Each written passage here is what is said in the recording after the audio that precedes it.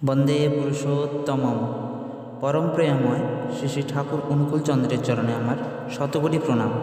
পরম পূজনীয়া বড়মার চরণে আমার শতকোটি প্রণাম। পরম পূজ্যপাদ শ্রী শ্রী বরদার চরণে আমার শতকোটি প্রণাম। বর্তমান আচার্যদেব শ্রী শ্রী দাদার চরণে আমার শতকোটি প্রণাম। সকল গুরুভাই ও ভক্তিমতী মায়েদের আনন্দিত জয়গুরু জানিয়ে আজকে আমি পরম প্রেমময় শ্রী শ্রী ঠাকুর অনুকূলচন্দ্রের শ্রীহস্ত লিখিত গ্রন্থ সত্যানুসরণ থেকে পাঠ করছি। তুমি গুরুতে বা সতে চিত্ত সংলগ্ন করে আত্মোন্নয়নে যত্নবান হও। অন্যে তোমার বিষয়ে কি বলছে দেখতে গিয়ে আকৃষ্ট হয়ে পড়ো না, তাহলে আসক্ত হয়ে পড়বে, আত্মোন্নয়ন হবে না।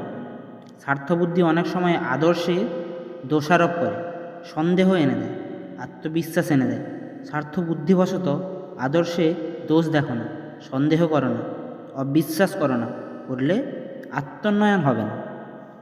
মুক্ত স্বার্থ হয়ে আদর্শে দোষ দেখলে তার অনুসরণ করো না, করলে আত্মোন্নয়ন হবে না। আদর্শের দোষ মূঢ় অহংকার, স্বার্থচিন্তা, অপ্রেম। অনুসরণকারীর দোষ সন্দেহ, অবিশ্বাস, স্বার্থবুদ্ধি। যিনি প্রেমের অধিকারী, নিঃসন্দেহ চিত্তে তারই অনুসরণ করো, মঙ্গলের অধিকারী হবেই হবে। যিনি ছলে বলে কৌশলে যেমন করেই হোক না কেন সর্বভূতের মঙ্গল চেষ্টায় যত্নবান, তারই অনুসরণ করো, মঙ্গলের অধিকারী হবেই হবে। যিনি কোনো প্রকারে কাহাকেও দুঃখ দেন না, অথচ অসদের প্রশ্রয় দেন না, তারই অনুসরণ করো, মঙ্গলের অধিকারী হবেই হবে।